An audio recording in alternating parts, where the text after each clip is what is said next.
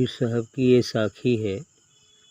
नींद निशानी मौत की, उठ कबीरा जाग, और रसायन छाड़ी के राम रसायन लाग। बिल्कुल सही है। नींद निशानी मौत की। नींद जो है एक मौत ही होती है। उस मृत्यु की सौतीली बहन नींद है। नींद में भी व्यक्ति सो जाता है तो उसे कुछ होश हवास नहीं रहता है, स्वप्न जगत में खो जाता है। उसी प्रकार से मौत भी है। मौत में भी अब ये दुनिया तो छूट जाती है, जैसे जागृत में ये दुनिया, वो भी एक जो है नींद है। अब उस नींद में वो सो जाता है, फिर जब जन्म लेगा तो जगेगा। नींद में सो गया तो अब वहाँ जो जिस जगत का प्राणी वो बनेगा, वहाँ का फल तो भोगना ही पड़ेगा। फिर जन्म लेगा, फिर आएगा। तो इस तरह से मौत और नींद दोनों समान कहा गया है। ये 24 घंटे के लिए, वो थोड़ा ये 10 घंटे 8 घंटे 6 घंटे के लिए है। कुछ लोग तो 6 घंटे के बजाय 10 घंटे भी सो लेते हैं, 12 घंटे भी सोते हैं। हाँ, तब ये क्या है? मौत की ही निशानी। तो इसलिए नींद निशानी मौत की, उठ कबीरा जाग। इसलिए कहते हैं कि तुम इस नींद से जगो। और ईश्वर से विमुख हो जाना भी एक नींद है। यह भी एक नींद है। हम जन्म लेते हैं और फिर ईश्वर से बिछोह हो जाता है, उनको हम याद ही भूल जाते हैं। यह भी एक नींद है। और इस नींद में ही सोए सोए जीवन भी व्यतीत हो जाता है। और तब मृत्यु का जब डंका बजता है तो जागते हैं तो पता चलता है कुछ नहीं किया हमने। तो यह भी एक नींद है। तो इस नींद से जागने के लिए कहा है। जो हम ईश्वर को भूल चुके हैं, विस्मृत हो गए हैं, तो कहना है और रसायन छोड़ के राम रसायन लाभ। तो और भी जो रसायन अर्थात संसार का प्रेम है, यहाँ का जो कुछ भी है, संपर्क है, जो यहाँ का सुख मानते हैं, उसको छोड़ करके, यथासंभव बिल्कुल छोड़ना भी नहीं है, लेकिन राम रसायन से लगना है। राम रसायन से लग जाएंगे, फिर इसको भी करेंगे तो और आनंद आ जाएगा। क्योंकि उसको टोटली छोड़ना भी नहीं है, क्योंकि ये कलयुग है। इसमें छोड़ने के लिए कोई संत जल्दी नहीं करता है। सच्चा संत वो तो ये कहता है कि अपने परिवार के साथ लग जाओ, बीवी बच्चों के साथ लग जाओ, है ना, इसलिए कि शांति रहे। तो राम रसायन लाभ, राम अर्थात सदगुरु के से लग जाओ, सदगुरु का संपर्क में आ जाओ, यही राम रसायन है। हाँ, आगे कहते हैं कि माला फेर जुग भया, मिटा न मन का फेर, कर का मन का डारी दे, मन का फेर। कुछ ऐसे भी साधु होते हैं जो माला फेरते रहते हैं, राम नाम का जपते रहते हैं, मन में चाहे कुछ भी, लेकिन जबान राम राम राम कहती है। अब क्या क्या सोचते हैं वो लोग से वो पता नहीं। तो माला फेरे जुग गया, मिटा न मन का फेर। माला फेरते फेरते लोगों का जीवन व्यतीत हो जाता है, लेकिन मन शांत नहीं होता। तो माला फेरने से क्या प्रयोजन जब मन ही नहीं शांत हुआ। मन में तमाम हलचलें चला करती हैं, मन शांत ही नहीं है, सेंट्रलाइजेशन हुआ ही नहीं, लेकिन जिंदगी व्यतीत हो गई। और जबकि मन को ही शांत करना है, क्योंकि यही साधना का लक्ष्य भी होता है, मन को शांत कर लेना। यदि साधना में जितना जल्दी मन शांत हो जाएगा, उतना जल्दी सफलता मिलेगी। मन ही तो है, जैसे वो कहता है ना, यदि कैमरा हिल रहा हो तो उसमें जो फोकस लिया जाएगा, फोटो लिया जाएगा, वो क्या सही आएगा? नहीं आएगा ना। बस यही बात। अर्थात मन में तरंगे उठ रही हों, मन जो है संकल्प विकल्प सोच रहा है, बहुत सारी बातें मन में आ रही हैं ध्यान करते समय, तो ध्यान ही नहीं हो पाएगा। क्योंकि ध्यान तो तब होता है, ये तो ध्यान की शुरुआत बताई जाती है। ध्यान तब होता है जब हम शून्य हो जाते हैं। ये तो ध्यान की तरफ चलने की प्रक्रिया है। और इस तरह जब जीरो हो जाएंगे तब ध्यान घटित होगा। और जब ध्यान का भी ध्यान नहीं रहेगा तब समाधि घटित हो। साधक को ये भी पता नहीं हो कि मैं ध्यान कर रहा हूँ, मैं ध्यान पर बैठा हूँ, कोई विचार न हो, ध्यान का भी ध्यान न हो, तब समाधि हो, तब दर्शन हो, है ना। ये स्थिति है ध्यान की पराकाष्ठा। जब सभी विचार शून्य हो जाए, यहाँ तक कि ध्यान का भी ध्यान न हो, कर्तापन का बोध न हो कि मैं ध्यान कर रहा हूँ, ये स्थिति जब आती है तब जो है ध्यान घटित होता है। अभी शुरुआत की जो साधनाएं होती है वो ध्यान लाने के लिए होती है।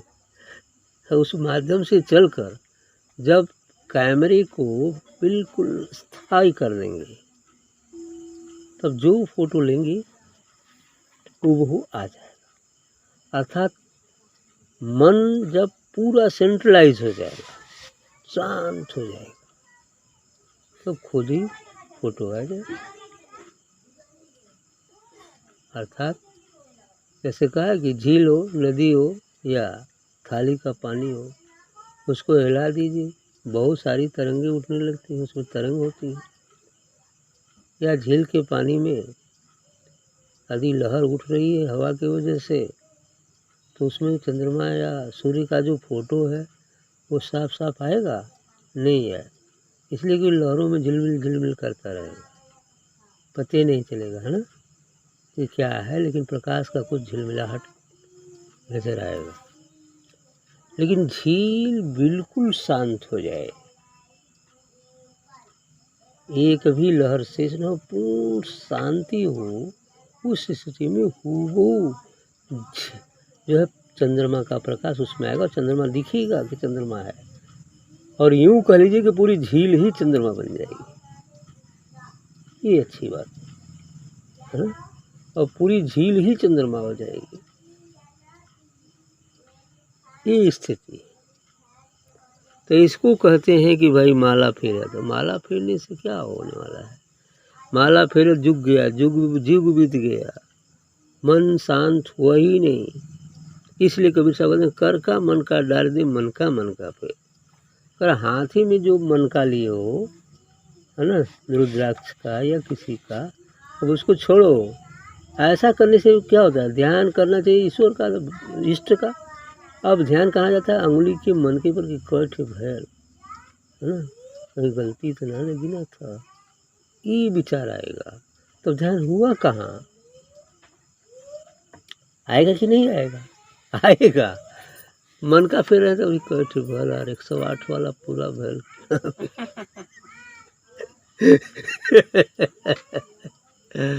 बताओ सारे फेंक दो। जब वो हमारे ध्यान में बाधा कर रहा है तो बाधा फेंकने की क्या जरूरत है? कोई जरूरत नहीं है।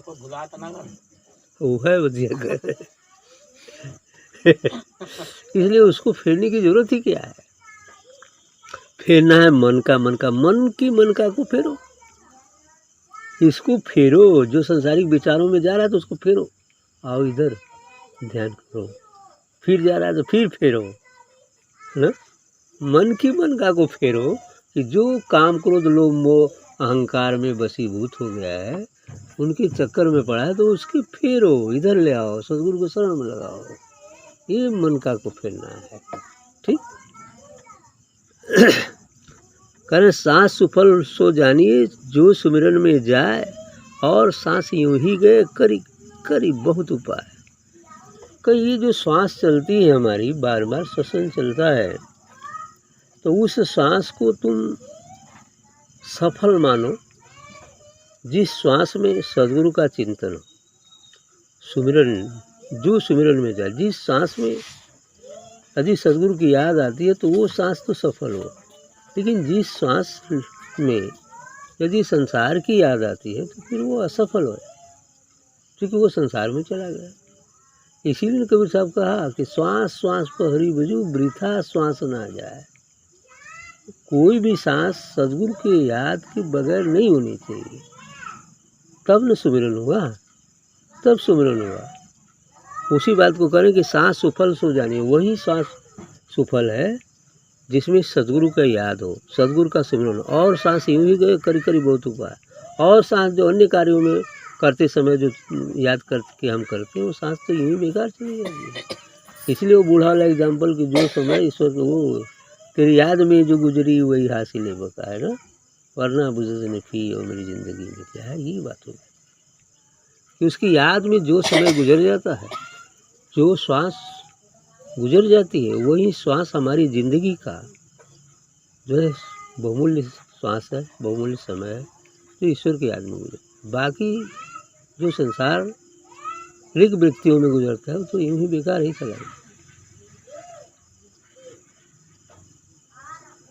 कहे कबीर तज भरम को नन्हा होई कर पीयू, तज अहम गुरु चरण गहु, जमसो बाचु जीव। कह रहे हैं कि कहें कबीर तज भ्रम को, कबीर दास जी कहते हैं कि जो भी तुम्हें भ्रम हो गया इस संसार का, कि संसार ही सत्य है, संसार ही सुख का साधन है, संसार ही सब कुछ है, यह भ्रम को तोड़ दो। कहें कबीर तज भ्रम को नन्हा होई कर पी, बिल्कुल छोटा होकर, बच्चा होकर के बिल्कुल उसको संसार का उपभोग करो, लेकिन बच्चा होकर करो। बच्चा में काम क्रोध लोभ मोह अहंकार नहीं होता है, अर्थात इस स्थिति को प्राप्त होकर यदि उसका तुम सदुपयोग करते हो तो सोच समझ के सदुपयोग करते हो, फिर कर्म भी नहीं बनेगा।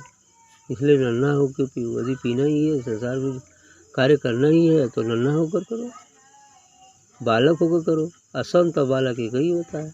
जैसे उसमें काम क्रोध लोभ मोह नहीं है इस शैशव अवस्था में, वैसे संत की अवस्था में भी काम क्रोध लोभ मोह नहीं, क्योंकि हमें वहीं लौटना ही होता है। ये जन्म हुआ, फिर क्या हुआ, किशोरावस्था में आए, युवा हो गए, शादी ब्याह हो गया, फिर वृद्ध हो गए और मृत्यु हो गई। अब इसको हमें लौटना पड़ेगा, इधर से फिर लौटना पड़ेगा। क्या होना कि वृद्ध पहले इधर से चलेंगे वृद्ध होते हुए, अब छोटे यहाँ शादी ब्याह छोड़कर अकेला हो जाना होगा, फिर यहाँ से जो है समलैंगिक हो जाएगा, यानी बस पुरुष पुरुष से ही साथ करेगा, और फिर बच्चा होकर फिर गर्भस्थ शिशु में लौटना है। गर्भस्थ शिशु में लौट जाएंगे तो साधना पूर्ण। गर्भस्थ शिशु के लिए क्या होता है कि गर्भस्थ शिशु के लिए माँ ही उसकी सब कुछ है, माँ ही उसकी सब कुछ है। माँ से ही वो श्वास लेता है, माँ से ही खाता है, माँ से ही सब कुछ होता है। ऐसी स्थिति जब आ जाती है, इसी प्रकार संत की स्थिति में परमात्मा ये निराकार, ये निर्गुण ही सब कुछ है, उसके लिए माँ है। अब वो जो कहता है उसी से वो जीता है, उसी में चलता है, उसी में रहता है, बस इसी से जी रहा है, ये माँ हो जाती है। ठीक क्या स्थिति है, गर्भस्थ शिशु की स्थिति है। अब वही जही फेरे तैसे फिरे, त्यागे अपनी ठौर, है ना, ये स्थिति में जाना है। तो ये स्थिति जो है परिपक्व अवस्था होती है। तो कहे कबीर तो कह रहे नन्हा होकर पियो, नन्हा होकर पियो। ये तो माँ ही है ना, बच्चे के लिए ही तो पैदा किया है, लेकिन बच्चा होकर पिएगा तो अच्छा रहेगा, है ना। आनंद कुछ और हो जाएगा, सयाना हो जाएगा तो गड़बड़ हो जाएगा, है ना, वहाँ स्वार्थ आ जाए, कुछ और आ जाएगा। नन्हा होकर पियो, तजी अहम गुरु चरण गहु, जमसो बाछे जी। कह रहे हैं कबीर साहब कि अहंकार को छोड़ दो, तजी हम गुरु चरण गहु, और गुरु की शरण में जाओ। तो पहले गुरु की शरण ही जाओ, तब अहंकार छूटेगा। अहंकार छोड़ के गुरु शरण में जा ही नहीं जा सकता, क्योंकि अहंकार रहेगा, अहंकार छोड़ने में तो समय गुजर जाएगा, है ना। पहले गुरु की शरण जाओ, तभी उसकी उन्हीं के प्रभाव से अहंकार टूटेगा। अहंकार पहले कोई व्यक्ति स्वयं बिना साधना के तोड़ के क्या जा सकता है। असंभव। इसलिए गुरु के शरण में जाओ तो धीरे धीरे धीरे अहंकार मिटेगा, क्योंकि अहंकार इतना सबल है कि वो ऐसे नहीं मिट सकता जब तक गुरु कृपा न हो। गुरु कृपा आदि गुरु शरण में जाते हैं तो धीरे धीरे करके अहंकार मिट जाएगा। अहंकार मिट गया, अब काम पूरा हो गया, क्योंकि अहंकार ही तो वो पर्दा है जो हमारे और इस ईश्वर के बीच में एक दीवार बनकर खड़ा हो गया। यदि ये दीवार को तोड़ दिया जाए फिर दर्शन हो जाए। यही सबसे अहंकार दुख में सबसे बड़ा आखिरी पर्दा है। तजी हम गुरु चरण गहु जमसो बाचे जीव। यदि ऐसा हो जाता है तो यह जीव जमराज से बच जाता है, अर्थात वो मुक्त हो जाता है। इस शरीर तक तो है, जो शरीर पर त्याग करके जीवन रहती ही जीवन मुक्त हो जाता है, लेकिन शरीर चूंकि प्रारब्धानुसार काल की है, इस वजह से उस समय वो परित्याग करके चला गया। अब काल आता तो नहीं है, आकर संकेत कर सकता है लेकिन उसे टच नहीं कर पाएगा। फिर वो कहता है कि नहीं सरकार समय हो गया, ठीक है चलो हमारे छोड़ कर चला जाएगा। कहा जैसे राम गए थे, काल आया तो कहीं समय हो गया तो चलो अच्छा है ना। तो ये बात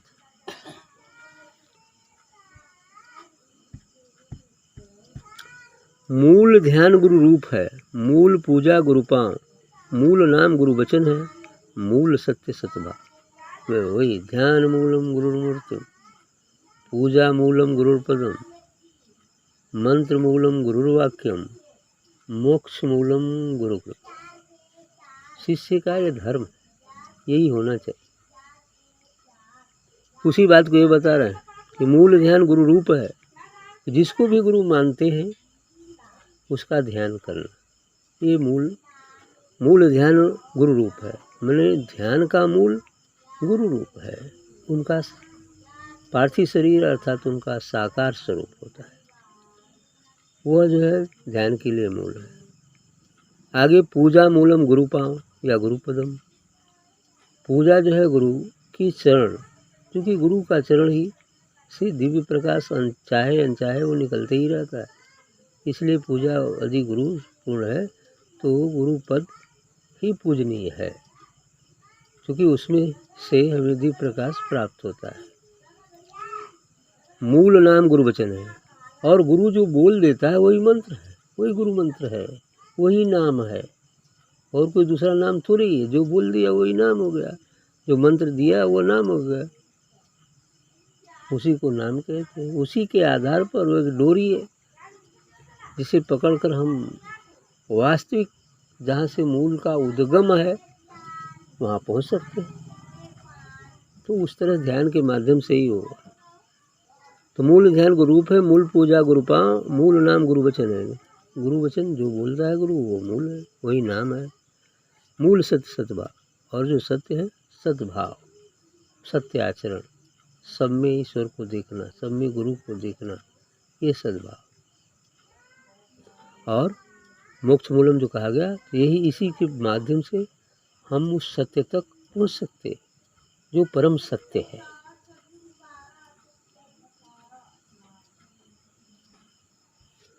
जय खोजत ब्रह्मा थके सुरनर मुनि और देव, कहें कबीर सुन साधवा करो सदगुरु की।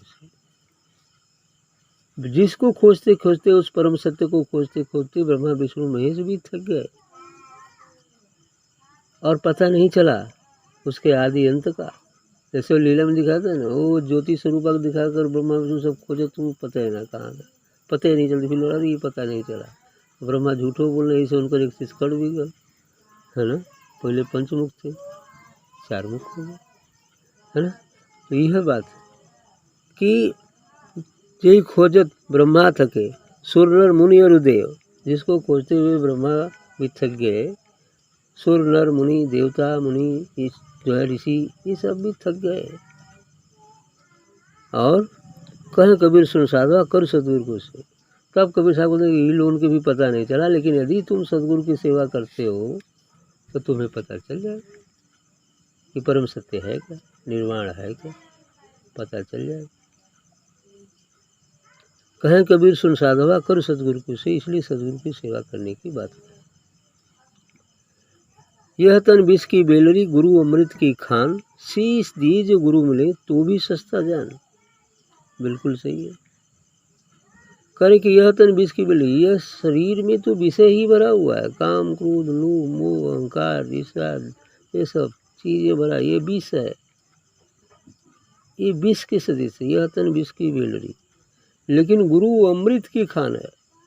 गुरु तो उस अमृत अर्थात दिव्य प्रकाश पुंज का भंडार है, उद्गम स्थल है, वहाँ से वो दिव्य पुंज निकलता है जिसे हम अमृत कहते हैं। आत्मा परमात्मा का जो दिव्य प्रकाश है वही अमृत। इसलिए कहा कि गुरु अमृत की खान। गुरु तो अमृत की खान है, आनंद की खान है, परमानंद की खान है। और शीश दिए जो गुरु मिले तो भी सस्ता जाए। कहा यदि अपना शीश कलम करके भी यदि गुरु मिल जाते हैं तो अभी जानो सस्ता है तो भी सस्ता जान। शीश दिए जो गुरु मिले तो भी सस्ता जान। शीश देकर भी यदि सतगुरु मिल जाता है तो अभी सस्ता जाना। हालांकि सच्चा सतगुरु शीश मांगता नहीं, लेकिन शीश का यह फर्ज है ना, ये कर्तव्य है। गुरु को ऐसा चाहिए सिख से कुछ न ले, और सिख को ऐसा चाहिए गुरु को सर्वस्व दे। गुरु कभी मांगता नहीं, तो इसलिए ये नियम होता है।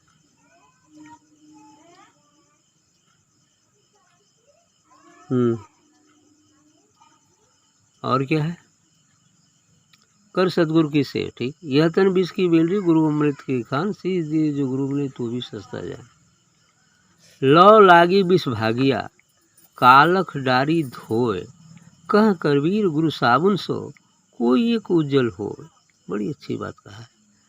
लौ लागी विष भागिया, ज्यों ज्यों सतगुरु से हमारा प्रेम लगते जाता है, वो कहा ना लौ लाग, कबीर साहब ने कहा लौ लागत लागत लागी, अब भव भागत भागत भागी। एक दिन में, एक साल में, 10 साल में इतना जल्दी कुछ नहीं होता है ना। लौ लागत लागत लागी, अब भव भागत भागत भागी। अभी तक ये मन जन्म जन्मांतर से विषयों का स्वाद लेते आ रहा है। इतनी कल्प बीत गई, अभी भी वो अलग है और इन विषयों का आनंद लेते आ रहा है। क्या इतना जल्दी वो मुड़ सकता है? क्या इतना जल्दी वो शांत हो जाएगा? यही तो है जो गड़बड़ होता है, समय लगता है। इतना जल्दी वो शांत होने वाला है नहीं। एक दिन का बारे का लिट्टी चोखा खा लेना आदमी तो 10 दिन याद करना बड़ा बढ़िया रहा, अब रोज रोज मिले तो बढ़िया है ना, वो याद ही रहता है। ये तो जन्म जानवर से इस विषयों का रसास्वादन लेते आ रहा है, तो इतना जल्दी विष छोड़ेगा? इसलिए कहें कि लौ लागी विष भागिया, ज्यों लौ लगते लगते लगेगी और लौ लाग जाएगी तो ये भव भग जाएगा, अर्थात ये विष समाप्त हो जाएगा। अर्थात विषय काम क्रोध लोभ मोह अहंकार मिट जाएगा, शांत हो जाएगा, बेहोश हो जाएगा।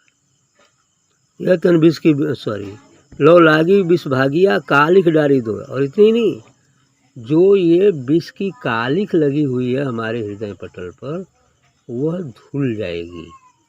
ज्यों ज्यों लौ लगते जाएगी ईश्वर सद्गुरु में, त्यों तो हमारा हृदय साफ होते जाएगा। हमारे ऊपर पड़े स्थूल सूक्ष्म कारण शरीरों के वे गिलाफ, साथ ही हमारे पूर्व जन्मों के पाप और पुण्य रूपी संस्कार रूपी कालिख, इस गुरु के दिव्य शरीर से निकले उस दिव्य तेज प्रकाश रूपी साबुन से धुलते जाएंगे, धुलते जाएंगे। जो जो आप मन उधर देते जाएंगे, उधर ध्यान करते जाएंगे, त्यों तो ये कालिख हटती जाएगी, हटती जाएगी, हटती जाएगी। और एक दिन ऐसा होगा कि बस वही शेष बचेगा, जो निज स्वरूप है वही प्रकाश ही प्रकाश हो जाएगा। यानी झील की लहर समाप्त हो गई और पूरी झील ही चंद्रमा बन गई, पूर्णिमा का चांद बन गया या सूर्य बन गया, है ना। ये स्थिति तो लौ लागी विष भागिया कालिख डारी दो, कालिख धुल गया, कहें कबीर गुरु साबुन सो कोई एक उजला। कबीर साहब कहते हैं कि ये गुरु द्वारा जो साबुन मिलती है तो बिरला कोई एक ठे उज्जर होला, है ना। कोई कहा ना कि लाखों करोड़ों में एक आध पहुँचता है। इसीलिए गुरु की साबुन, गुरु के दिव्य शरीर से निकले दिव्य प्रकाश रूपी साबुन से हमारे हृदय पटल पर पड़े जो गिलाफ और गंदगी है वह साफ होते हैं। जो लहर है वह साफ होती है। तब दर्शन हो गया, अब उजला हो गया, अब तो वो भी प्रकाश हो गया। बूंद सागर में मिल गई, सागर हो गई। ये स्थिति है। कोई कोई उजला हो, चलने वाले तो लाखों करोड़ों चलते हैं, भीड़ लग जाती है, मजमा लग जाता है, लेकिन पहुंचने वाला इक्का दुक्का यही होता है। लेकिन ये कोई जरूरी नहीं कि ये कहीं जाए। सभी लोग जा सकते हैं, सभी लोग जाने की संभावना है, लेकिन जैसा कि एक पहुंच करके करता है वैसा सभी लोग करें तो जा सकते हैं, है ना। यही बात है। कहें कबीर गुरु साबुन से कोई एक उजला हो। गगन मंडल के बीच में तांवा जल के नूर, निगुरा महल न पावहीं पहुँचेगा कोई पहुँचेगा गुरुपुर। गगन मंडल के बीच में तांवा जल के नूर, उस गगन मंडल अर्थात अधर में, शून्य में जब हम शून्य को प्राप्त हो जाते हैं तो वहाँ प्रकाश का एक महासागर लहराता है। प्रकाश का महासागर वहाँ हमेशा लहराया करता है। उसी को कहें गगन मंडल के बीच में, अर्थात शून्य बीच है। इधर माइनस है, उधर प्लस है। इधर संसार में गिरते जाएंगे, त्रिपुटी के बाद सब संसार है। शून्य बीच में पड़ जाता है, फिर उधर प्लस में जाएंगे तो महाशून्य तक पहुँचेंगे, है ना। ये स्थिति शून्य से ही तो अध्यात्म असली शुरू होता है। यहाँ से तो अभी इस सब चीज़ों को हटाना पड़ता है। असली अध्यात्म तो शून्य से शुरू होता है ना, क्योंकि प्लस वहाँ से शुरू है, बाकी सब इधर माइनस है। इसीलिए ऋषि महात्मा किन्नर मंडल में पड़े रहते हैं बेचारे। इतना सिद्धि किए, इतना सिद्धि प्राप्त किए, तपस्या किए, लेकिन फिर भी महाशून्य को प्राप्त नहीं हो पाए। इसीलिए उस लोक में, तप लोक में रख दिया जाता है। अच्छा स्थान है उनका श्रेष्ठ, जैसे सप्त ऋषि और भी ऋषिगण है ना, इनको वहाँ रख दिया जाता है। लेकिन ये भी संसार में ही है। हालांकि वहाँ की अवस्था दीर्घकालिक है, मौत है। तो इसलिए करें गगन मंडल के बीच में तहावा जल के नूर, निगुरा महल न पाइया। जिसने गुरु किया ही नहीं, निगुरा जो बिना गुरु का है, और गुरु यदि को किया भी है तो कनफुकवा गुरु करके फंसा हुआ है। और कनफुकवा गुरु तो अपने भी पार नहीं होगा, ना गुरु शिष्य को ही पार करेगा। ढोंगी गुरु के साथ है तो ढोंगी गुरु क्या करेगा। झूठ में ही दुनिया का झलासा देगा कि ये हो जाएगा, तुम्हारा नौकरी लग जाएगी, ये हो जाएगा, लड़का हो जाएगा, ये हो जाएगा। बहाना देके उसको फंसा लिया है, और वो पूजा भी करवा रहा है, दक्षिणा दान दक्षिणा ले ही रहा है। वो तो अपना काम चला रहा है, वो खुद अधूरा है, पूरा कहाँ से करेगा। हाँ, जहाँ तक पहुँचा होगा वहाँ तक पहुँचा सकता है। इसी बात करें कि निगुरा महल न पावई। निगुरा व्यक्ति जो गुरु किया ही नहीं, वो उस महल जो हमारा निज देश है, जो हमारा देश है, उसको नहीं प्राप्त कर सकता। पहुँचेगा गुरुपुर, और पहुँचेगा वहीं जो पूर्ण गुरु के साथ है। जो पूरा गुरु किया है, जो गुरु किया है वो भी पूर्ण गुरु किया है, वही व्यक्ति उस निर्वाण तक पहुँच सकता है। वही साधक उस निर्वाण तक पहुँच सकता है। थोड़ा परिश्रम तो करना ही होगा, साधना के लिए कष्ट तो उठाने ही पड़ेंगे, समय भी लगेगा। साधना की तीव्रता पर निर्भर करता है।